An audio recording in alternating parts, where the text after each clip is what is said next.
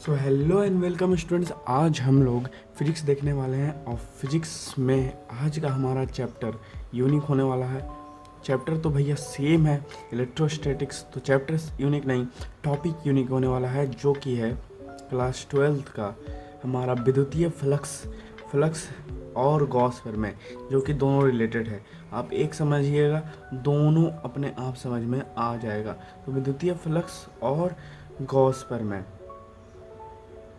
तो हम ये पढ़ेंगे फ्लक्स एंड गॉस थ्योरम।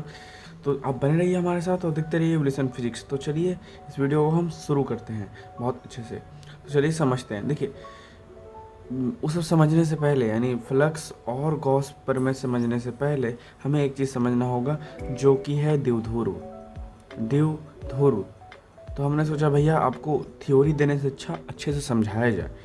अच्छे से क्या किया जाए, अंडरस्टूड करवाया जाए, समझाया जाए। अब समझाने में हमें टाइम इन्वेस्ट करना होगा, तो हमें थ्योरी में नहीं फंसना है। हमें क्या करना है, थ्योरी में नहीं फंसना है। थ्योरी आपको जैसा भी मिले उससे नहीं देखना है, आपको समझ लेना है। समझने से क्या होगा, आपका अपना थ्योरी बन जाएगा। अपना थ्योरी बन जाएगा अपना थ्योरी बन जाएगा। जैसे आवेश को मैंने पढ़ाया था यूनिक तरीके से, उससे आपका थ्योरी बना। और जो मैंने थ्योरी दिया था वो एक हिंट था समझाने के लिए, और कुछ नहीं। मतलब अगर हम आप बात किया जाए थ्योरी का, तो थ्योरी इंपॉर्टेंट नहीं है। तो हम आपको समझाएंगे दो तरह से। पहला तरीका होगा एग्जाम्पल से। तो हमें समझना कैसे है, देखिए आपको समझाया कैसे जाएगा, एकदम अच्छे से समझिए कि समझना हम लोग को कैसे है। देखिए दो तरह से आपको समझाया जाएगा। पहला तरीका होगा एग्जाम्पल से, जो कि रियल लाइफ एग्जाम्पल भी हो सकते हैं और बुक लाइफ भी हो सकते हैं, या रियल लाइफ भी हो सकते हैं। उससे हमें समझने में थोड़ा सा ईजी हो जाएगा। और दूसरा तरीका क्या होगा समझाने का, आपको दूसरा तरीका होगा थ्योरी से समझाने का। लेकिन थ्योरी से जो समझाया जाएगा वो सिर्फ हिंट के लिए समझाया जाएगा कि अपना थ्योरी आप बना लें। आपका एग्जाम्पल से ही थ्योरी क्लियर हो जाएगा, और फिर थ्योरी होगा तो आपको पूरी तरह से समझ में आ जाएगा। दो तरह से आपको समझाया जाता है, ठीक है। अब देखिए, हाँ, तो उसके लिए मैंने क्या किया, थ्योरी को हल्का कम कर दिया, हल्का थ्योरी को कम कर दिया, हाँ, और सिंपल लैंग्वेज में कर दिया। ठीक है, आपको थ्योरी सिंपल लैंग्वेज में और कम मिलेंगे। ठीक है, उससे क्या होगा, आपको समझने में इंटरेस्ट आएगा और आप अच्छे से समझ पाइएगा। ठीक है, तो हम शुरू करते हैं। अब देखिए, हम थ्योरी को राइट ना करके एक क्या कर देंगे, फोटोज में ले आएंगे, जिससे एक जगह आ जाए और हमें समझने में आसानी हो, स्लाइड को बार बार अप डाउन नहीं करना पड़े, वैसे लिए। तो हम ऐसे कर देते हैं। ऐसे क्या होगा, सुविधा होगा और समझाने में ज़्यादा आसानी होगा, आपको समझने पर फोकस होगा। फोकस एक जगह हमारा रहेगा, जो कि समझने पर, इसलिए हमने ऐसे कर दिया। और टाइम कम लगेगा। टाइम क्या लगेगा, कम लगेगा। ठीक है, टाइम कम लगेगा। तो हमें ऐसे ही समझना है। ठीक है, आपको समझने में कोई दिक्कत नहीं होगा, पहले ही की तरह आपको अच्छे से समझाया जाएगा। तो चलिए शुरू करते हैं। अब शुरू करने से पहले आपको मैंने बताया, फ्लक्स और गॉस प्रमेय पढ़ने से पहले आपको पढ़ना होगा द्विध्रुव, और द्विध्रुव पढ़ने से पहले आपको पढ़ना होगा विद्युतीय क्षेत्र। विद्युतीय क्षेत्र, तो विद्युतीय क्षेत्र तो आपने पढ़ लिया। तो विद्युतीय क्षेत्र तो आपने पढ़ लिया। अब विद्युतीय क्षेत्र बोलने से मतलब विद्युतीय क्षेत्र की तीव्रता। हाँ, एक टॉपिक है विद्युतीय क्षेत्र की तीव्रता, उसको समझना है हमें अच्छे से। तो देखिए, विद्युतीय क्षेत्र की तीव्रता आखिर कहता क्या है, हम लोग हेडिंग मार सकते हैं विद्युतीय क्षेत्र की तीव्रता। तो चलिए समझते हैं।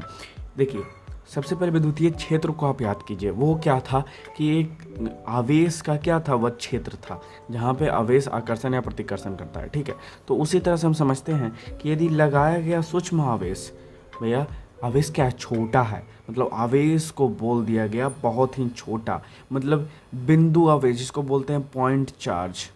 ठीक है, पॉइंट चार्ज, तो पॉइंट चार्ज बोल दिया। हाँ, तो पॉइंट चार्ज बोल दिया। हाँ, तो आगे क्या बोला कि परिणाम में इतना छोटा ही हो कि वह स्थान पर विद्युतीय क्षेत्र की अवस्था पर कोई परिवर्तन न लाए, तो उसे अर्थात Q को परीक्षण आवेश कहा जाता है। अब देखिए, यहाँ पर परीक्षण आवेश का मतलब कुछ बोला गया है। भैया परीक्षण आवेश होता क्या है, परीक्षण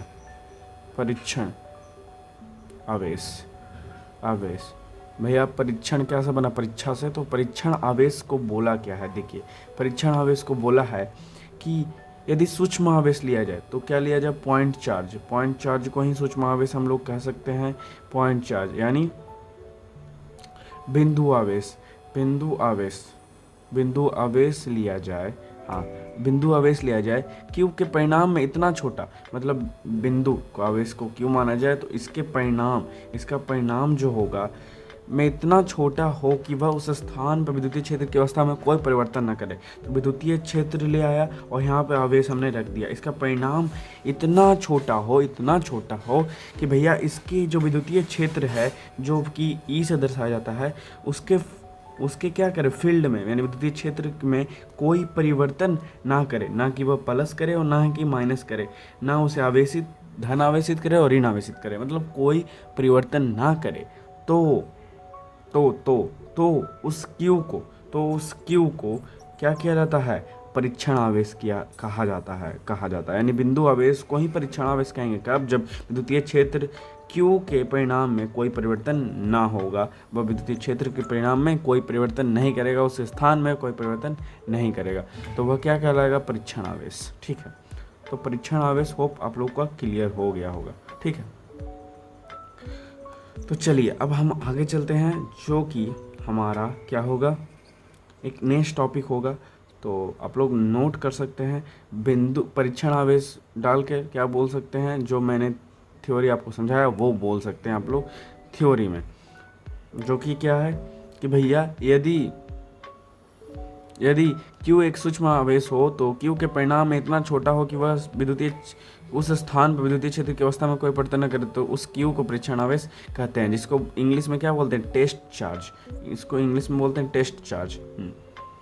तो आगे बोला है कि आगे क्या बोला है कि भैया परीक्षण आवेश धनात्मक हो, धनात्मक लेने पर परिपाटी है। परीक्षण आवेश क्या है, धनात्मक लेने पर परिपाटी है।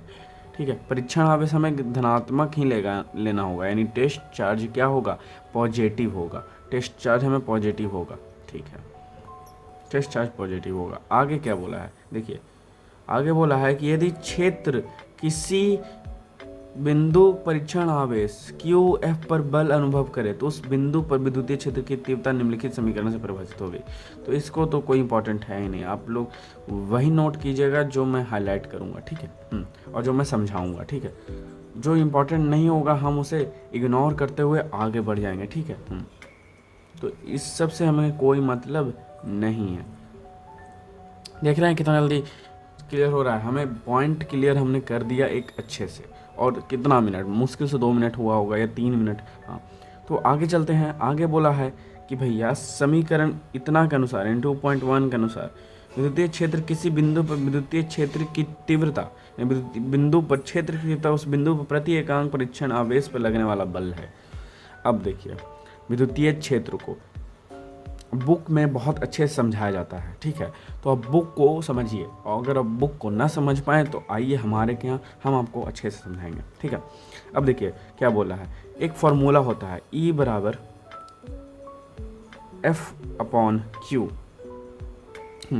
तो बोला है कि विद्युतीय क्षेत्र होता क्या है कि भैया विद्युतीय क्षेत्र के किसी बिंदु पर, यानी विद्युतीय क्षेत्र मान लिए A है तो उसके किसी भी बिंदु पर क्षेत्र की तीव्रता उस पर प्रति एकांक परीक्षण आवेश यानी QT बोल सकते हैं हम परीक्षण आवेश को, टेस्ट चार्ज। हाँ, तो TQ बोला जाए तो क्या होगा, प्रति एकांक, तो प्रति एकांक यानी बटा, यानी TQ यानी परीक्षण आवेश पर लगने वाला बल है। तो TQ पे कौन बल लगेगा, TQ पे हमारा F लगेगा। तो यही बोला है कि भैया हम क्या बोलें कि किसी भी विद्युतीय क्षेत्र में परीक्षण आवेश, प्रति एकांक परीक्षण आवेश यानी बटा के नीचे उस पर लगने वाला बल क्या होगा, हमारा विद्युतीय क्षेत्र की तीव्रता होगा। तो विद्युतीय क्षेत्र की तीव्रता क्या है, एक तरह का बल है। सिंपल, विद्युतीय क्षेत्र की तीव्रता क्या है, एक तरह का बल है। तो आगे चलते हैं, ए हो गया हमारा विद्युतीय क्षेत्र की तीव्रता। तो हम एग्जाम परिभाषा नोट करेंगे, उसके नीचे अर्थात में ए लिखेंगे फॉर्मूला, और आगे हम लोग बढ़ेंगे। कैसे, देखिए ये हमारा एग्जाम्पल परिभाषा भी हो गया। तो विद्युतीय क्षेत्र की तीव्रता एक सदिश राशि है। अब सदिश राशि हुआ कैसे? क्योंकि विद्युतीय क्षेत्र एक सदिश राशि से विद्युतीय क्षेत्र रेखा ही वेक्टर क्वांटिटी है भैया, क्योंकि क्या है, विद्युतीय क्षेत्र ही सदिश राशि है, तो विद्युतीय क्षेत्र की तीव्रता क्या होगा, सदिश राशि ही होगा, इसी कारण से। ठीक है, आगे आगे देखते हैं हम लोग क्या, कि भैया आगे बोला है कि कुलाम, हाँ इसका एसआई मात्रक, इसका एसआई मात्रक न्यूटन कुलाम इनवर्स होता है। अब इसका एसआई मात्रक कैसे निकलेगा, आप लोग एसआई मात्रक देख के हेडिंग दीजिए और यहाँ पे एसआई मात्रक निकालते हैं। एसआई यूनिट, एसआई यूनिट कैसे निकलेगा, देखिए एसआई यूनिट निकालने का फॉर्मूला है एफ का एसआई यूनिट न्यूटन, कुलाम का कुलाम यानी आवेश का कुलाम, तो न्यूटन पर कुलाम इसका क्या हो गया, एसआई मात्रक हो गया। इसको एक और भाषा में बोला जाता है न्यूटन कुलाम इनवर्स। ठीक है, पर को हटा दिया जाता है। अब आगे किसका अन्य एसआई मात्रक वोल्ट मीटर इनवर्स भी होता है, इसका अन्य एसआई मात्रक वोल्ट पर मीटर भी होता है, वोल्ट पर मीटर भी होता है, वोल्ट पर मीटर भी होता है। ठीक है, अन्य एसआई मात्रक, तो इसका अन्य एसआई मात्रक वोल्ट पर मीटर भी होता है, तो जिसकी व्याख्या अगले अध्याय में की जाएगी। हाँ, तो भैया इसकी व्याख्या अगले अध्याय में करेंगे हम लोग। तो होप आप लोग को क्लियर हो गया होगा। कुछ नहीं करना है, सबसे पहले हम क्या करेंगे, सबसे पहले हम लोग एक पॉइंट लिखेंगे जिसको कॉपी पे अपने लिख सकते हैं आप लोग बहुत अच्छे से। टेस्ट चार्ज कहते हैं, यानी परीक्षण आवेश कहेंगे। परीक्षण आवेश को क्या बोला जाएगा, एग्जाम उसका डिफिनेशन क्या होगा कि भैया यदि सूक्ष्म आवेश इतना इतना हो, ऐसे ऐसे हो, तो परीक्षण आवेश कहेंगे। फिर उसके बाद हमें हेडिंग देना है विद्युतीय क्षेत्र की तीव्रता, विद्युतीय क्षेत्र की तीव्रता परिभाषा लिखना है, फिर उसके बाद फॉर्मूला लिखना है, और फिर उसके बाद हमें ई लिखना है, फिर उसके बाद टॉपिक क्लोज। तो होप आप लोग को ए पॉइंट बहुत अच्छे से क्लियर हो गया, जो कि हमारा आज का पहला टॉपिक था, विद्युतीय क्षेत्र की तीव्रता। आगे बढ़ते हैं। अब देखिए, अब विद्युतीय फ्लक्स आपको बहुत अच्छे समझ में आएगा। देखिए, अब देखिए सेकेंड टॉपिक हमारा, हेडिंग डाल दीजिए आप लोग विद्युतीय फ्लक्स। आज का हमारा दूसरा टॉपिक विद्युतीय फ्लक्स। ठीक है, तो आज का हमारा टॉपिक होगा विद्युतीय फ्लक्स, हेडिंग डालिए इलेक्ट्रिक फ्लक्स। तो विद्युतीय फ्लक्स आखिर कहता क्या है, देखिए ये सब जो लैंग्वेज है ना बहुत ही क्रिटिकल है, मतलब बहुत ही, मतलब क्या बोलते हैं इसको, बेकार है। तो ये सब लैंग्वेज को हम हटा ही देते हैं। ठीक है, लैंग्वेज को क्या करते हैं, हटा देते हैं और कोई अच्छा लैंग्वेज हम लोग लिख लेते हैं।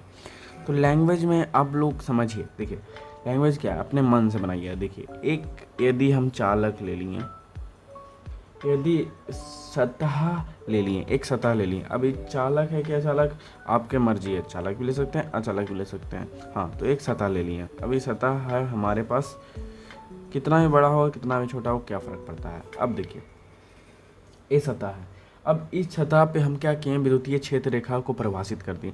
अब इस सतह पे हम इलेक्ट्रिक करंट ले आए, तो इलेक्ट्रिक करंट आएगा तो आएगा, बट आएगा कैसे, अपने आप थोड़े आएगा, वो आएगा अपने साथ एक को लेकर, क्या, जिसके माध्यम से वो चलता है, विद्युतीय क्षेत्र रेखाएं, विद्युतीय क्षेत्र रेखाएं आ जाएगा।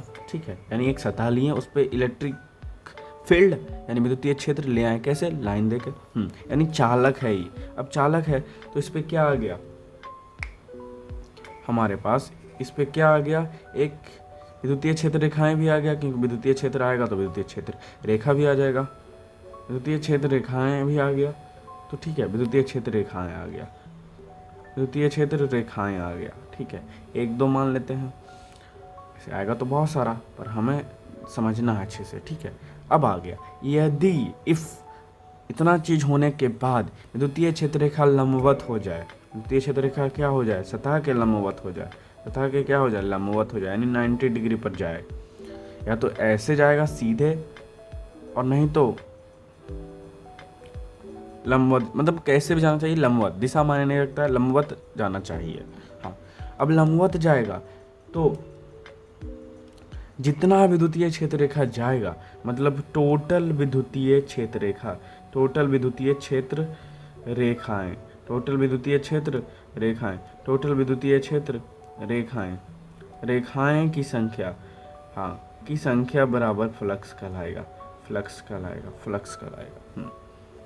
समझ गए, यानी एक सतह लेने पर हमें क्या प्रतीत होता है कि हम उसे विद्युतीय क्षेत्र प्रभावित करें। प्रभावित करने के बाद जितने भी लंब विद्युतीय क्षेत्र रेखाएं हैं उसकी संख्या को हम विद्युतीय फ्लक्स कह देंगे। तो सिंपल हो गया आपका थ्योरी भी।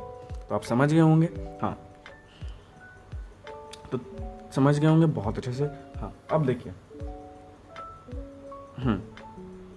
अब समझने के बाद, आगे चलने के बाद आप लोग नोट करते हुए चलिएगा। आप पहले समझ लीजिए, उसके समझने के बाद आप नोट कर सकते हैं, साथ में भी कर सकते हैं। समझते चलिए, नोट करते चलिए, और नहीं होता है नोट तो पहले आप समझ लीजिए, उसके बाद फिर से एक बार वीडियो देखिए और जो भी मैं बोलता हूँ उसको आप नोट करते चलिए हेडिंग के साथ, ठीक है। तो आगे चलते हैं। आप ऐसा भी बना सकते हैं, पर बुकिश लैंग्वेज में हम ना चल के अपने लैंग्वेज में चलेंगे, चूँकि परीक्षा में लिखता भी है, एग्जाम में क्या लिखता है, परीक्षार्थी यथासंभव अपने शब्दों में उतरते हैं, ठीक है। तो आगे हम लोग चलते हैं। आगे क्या बोलता है कि इसका सूत्र लिखिए, इसका सूत्र। तो इसका सूत्र क्या होता है, इलेक्ट्रिक फील्ड को फाई से दर्शाते हैं, फाई को दर्शाते हैं, फाई फाई फाई। तो फाई ऐसा होता है कि जीरो बनाइए, उस पर ऐसे कर दीजिए, तो इसको बोलते हैं फाई। अब फाई, अब आगे चलिए, तो विद्युतीय फ्लक्स तो पढ़ ही रहे हैं, आगे चल के चुंबकीय फ्लक्स भी पढ़ना है। तो भैया आगे चल के चुंबकीय फ्लक्स भी पढ़ना है, तो दोनों को फाई से दर्शाएंगे। तो फिर कैसे पहचानेंगे कि कौन चुंबकीय है कौन इलेक्ट्रिक है। तो भैया जो चुंबकीय है उसे मैग्नेटिक एम से दर्शा देंगे, और जो इलेक्ट्रिक है उसे हम ई से दर्शा देंगे। तो हम विद्युतीय फ्लक्स को ई से दर्शाएंगे, फाई ई से। अब फाई ई से सूचित करेंगे तो इसका फॉर्मूला बन जाएगा फाई ई बराबर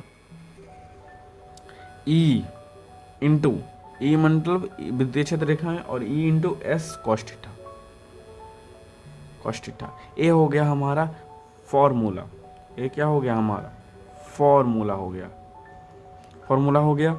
हाँ, तो क्लियर, फॉर्मूला हमारा क्लियर हो गया, ठीक है। हाँ, तो अब वेयर से हम दर्शाते हैं कि भैया वेयर से क्या क्या क्या होगा, ठीक है। क्या होगा, ई विद्युतीय क्षेत्र हो जाएगा, विद्युतीय क्षेत्र हो जाएगा, विद्युतीय क्षेत्र हो जाएगा, विद्युतीय क्षेत्र हो जाएगा। एस क्या होगा, एस को हम क्या दर्शा देंगे, सतह दर्शा सकते हैं। तो एस को हम क्या दर्शाएंगे कि भैया एस कॉस थीटा लग जाता है, कोई भी लंबवत चीज आता है तो एस कॉस थीटा क्या हो गया, लंबवत हो गया, कि भैया एस कॉस थीटा लंबवत जाने पर लगा दिए हम, ठीक है, लंबवत जाने पर। तो ये हो गया वेयर में। फाई तो आप लोग जान ही रहे हैं, विद्युतीय फ्लक्स हो जाएगा। हाँ, तो और चूंकि सारा बड़ा में थोड़ी ना होगा, ये तो बिग ह्यूज फॉर्म है, यानी बड़ा फॉर्म है। तो छोटा फॉर्म में क्या करेंगे, छोटा फॉर्म में डी लगा देते हैं, आपको तो पता ही होगा, बताया गया है। डी ई बराबर ई डी एस। अब डी एस एस में कर लेगा क्योंकि विद्युतीय क्षेत्र ऑलरेडी छोटा होता है। तो ए हो गया हमारा एक और फार्मूला, ठीक है। तो आप लोग ये भी नोट कर सकते हैं, सिंपल। तो ये हमारा फार्मूला क्लियर हो गया। अब देखिए, इस फार्मूले से हम क्या करेंगे, इस फार्मूले से हम लोग क्या बनाएंगे, ए साई मात्रक और वी माई सब बनाएंगे। तो आप लोग नोट कर सकते हैं। आगे चलेंगे हम लोग एस आई यूनिट पर, एस आई यूनिट। अब भैया एस आई यूनिट बनेगा कैसे, एस आई यूनिट आखिर बनता कैसे है। देखिए, आपको हर बार बताया जाता है कि एस आई मात्रक बनता कैसे है। हाँ, तो विद्युतीय फ्लक्स बराबर होता क्या है, यानी फाई ई बराबर होता है विद्युतीय क्षेत्र, यानी ई इंटू सतह का क्षेत्र। सतह का क्षेत्र मतलब एरिया होता है, सतह का क्षेत्र मतलब एरिया। तो एरिया एरिया तो ई होता है। तो एग्जैक्ट फॉर्म तो यही हो गया। अब इससे एसआई मात्रक निकाल लेते हैं। ई का एसआई मात्रक होता है क्या, ई का होता है न्यूटन पर कुलाम, न्यूटन पर कुलाम, न्यूटन पर कुलाम। अब इंटू करेंगे, एरिया का एसआई मात्रक क्या होता है, मीटर स्क्वायर, सबको पता है, क्योंकि लंबाई इंटू चौड़ाई एरिया से दर्शाया जाता है, एल इंटू बी। तो एल का भी एम और बी का भी एम, दोनों मीटर में मापा जाता है, तो एम स्क्वायर। तो ये हो गया बहुत ही बेसिक।